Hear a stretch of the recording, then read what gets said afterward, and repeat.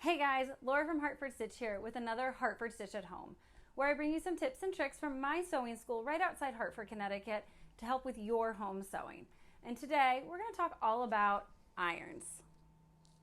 So irons are kind of like the unsung hero of sewing tools. You always think about having a decent sewing machine and scissors and pins, but an iron is really super important for getting really good results with your sewing project. So we're going to talk a little bit about the equipment you need, and I know that sounds straightforward. You need an iron, but there are some things you should know about irons before you buy one or use one. And then we'll also talk about some technique things, so pressing versus ironing, and how to get the best results from this tool. Okay, so like I said, the first thing we're going to talk about is the iron itself. And just like anything else, you get what you pay for. So when I first started, I bought these $10 irons. I wasn't where I wanted to spend my money in setting up the studio, and they were total junk. They didn't get very hot. They didn't stay hot. They were really lightweight, and we'll talk about that in a moment. The steam function was fine, except then the water chamber would break. And then after about 18 months, they just flat out died. So then I moved on to another iron. And when you're looking for an iron, there's three main things that I look for.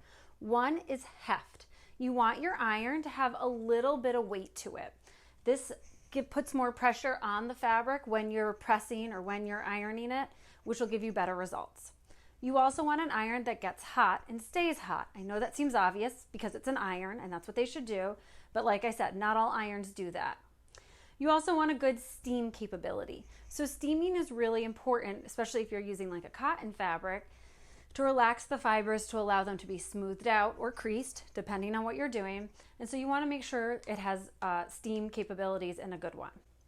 Okay, so after my super cheap irons left me, I went on to this Black & Decker iron. And I just looked online, and there's one very similar to this on Amazon for about $45. So this is a really kind of good mid-price iron. It's great. It has a great heft. It gets nice and hot, has a good steam. I highly recommend it. We've been using them probably now for about 3.5 years on and off in the studio, and they've been really great.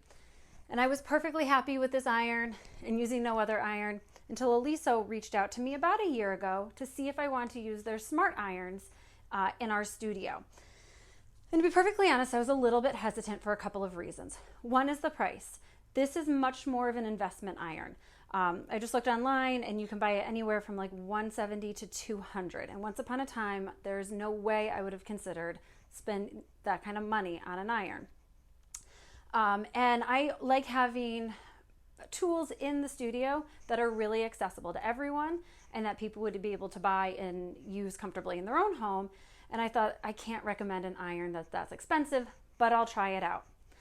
Like I said, you get what you pay for. And this iron is awesome. So if it is in your budget to invest in an iron, go for it. I highly recommend it. You're gonna get really good results from it.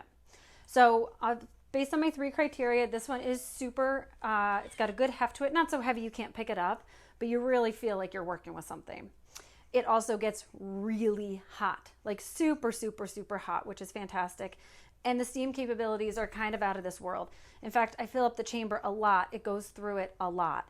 But so based on my three criteria, it's wonderful.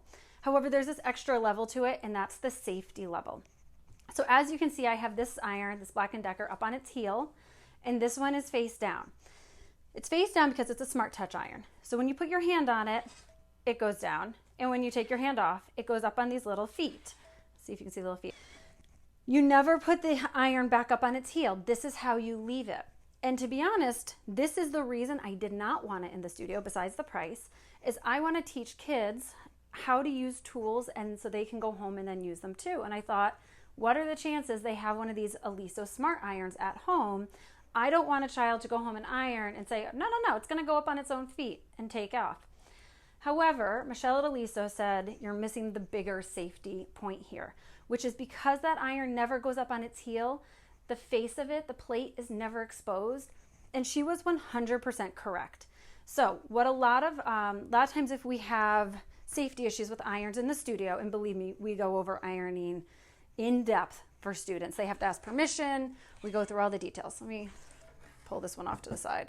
Okay. So all my students, kids and adults, and this is true for kids and adults, this safety thing, know that an iron is hot. This one's not on right now. So they know not to touch the iron, to keep their hands away from the iron. They know the fabric becomes hot. Then they put the iron up like this, also super safe, and they go about doing what they're going to do. And frequently we get an arm or me jumping in to pull somebody out of the way so they don't get an arm to the plate. It's like they forget that when the iron goes up, this is still hot. Yes, this is mostly kids, but it's not all kids. Adults do it too. We get very focused on what's in front of us, and this little tool off to the side kind of leaves our attention. With this iron, since it never goes up on the plate, there's never any reach and burns. I can't tell you how much more comfortable it has made me in the studio knowing that these irons will always be down like this. So much so that when we had our shutdown, the very first thing I did was run and get the irons because my kids wanted to sew at home, and I knew that this is how I was going to feel the most comfortable with them doing their own pressing.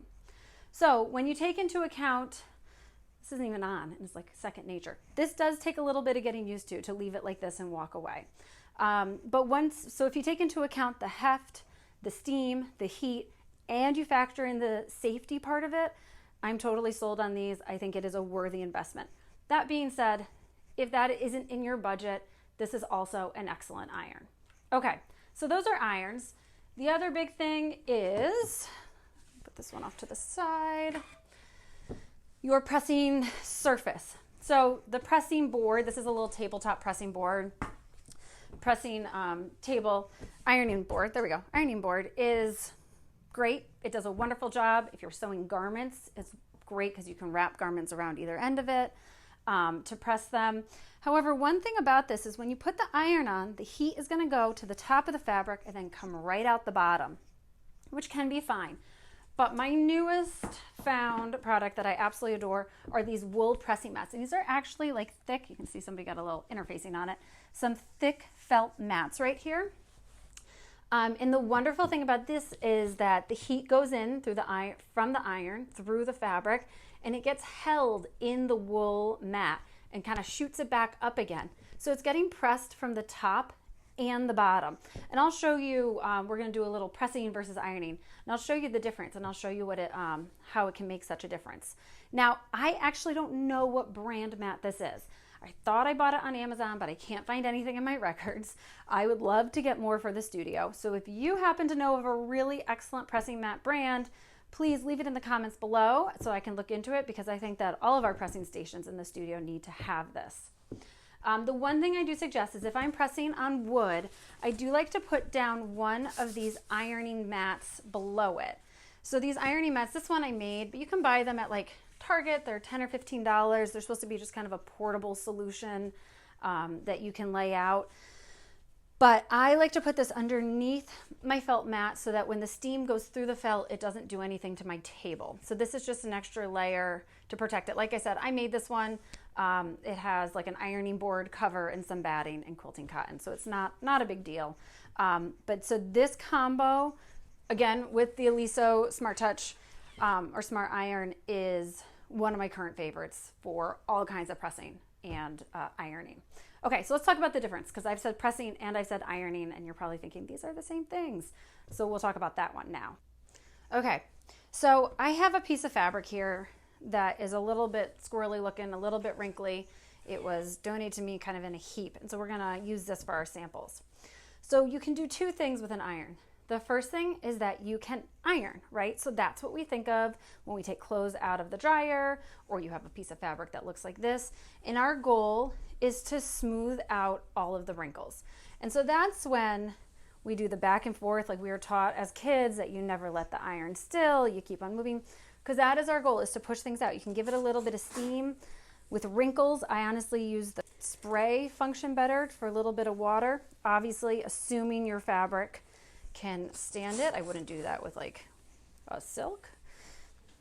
But so this is ironing. This is kind of running it back and forth to flatten out the fabric. So then there's pressing.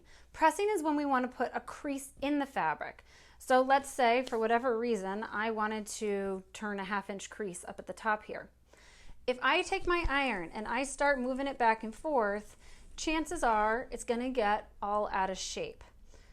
However, let me just flatten this one back out again. Iron it. All right, however, if I have my 1/2 inch, let's say that's a 1/2 inch, this fabric is so hot from this iron, I have to wait a second. If I have this like 1/2 inch hem here, what I like to do is I do what's called a finger press first. So I fold it and then just kind of use my finger to crease it to give it a little memory, fiber memory. And then I'm gonna come in and I'm gonna hold my iron down, usually just for the count of 5, maybe give it a little steam. This terrifies people. We have been taught not to do this, that it will burn, but I assure you it won't burn right away. 5 seconds is usually fine. Take it off and then move it on down and give it steam. So you can see I didn't slide it down. I picked it up and I moved it over. And this is the difference between pressing and ironing. And then when I take it off, you can see I have this nice crease here. So pressing is when you want to put a crease in. Ironing is when you want to move it around. And it takes a little bit of getting used to because we're so used to constantly moving it. But so that's pressing versus ironing.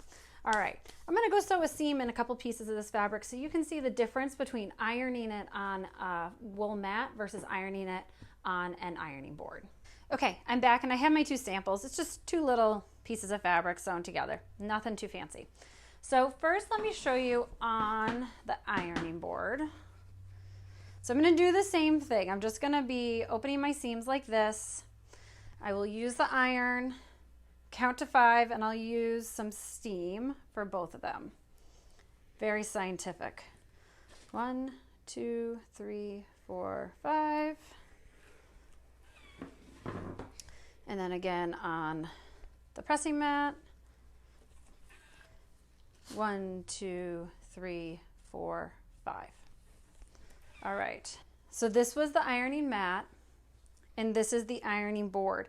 And you can kind of see that there's a little bit of a bubble here. See that sort of, it's up a little bit higher, whereas this one is pressed down a little bit more. Same amount of steam, same amount of time. It just makes for a nicer, smoother, crisper pressed seam, in my opinion.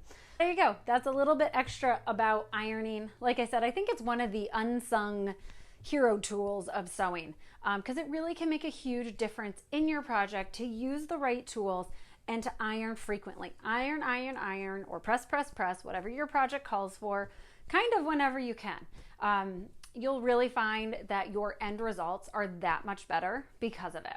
Buy whatever iron or ironing mat fits your own budget. Just look for one that is got a good heft to it, that is heavy, steam, and that you feel safe using. All right, thanks so much for joining me. If you like what you saw, please give a thumbs up, hit subscribe, leave a comment. I'd love to know what else you'd like to learn about, and I will hopefully see you back here soon.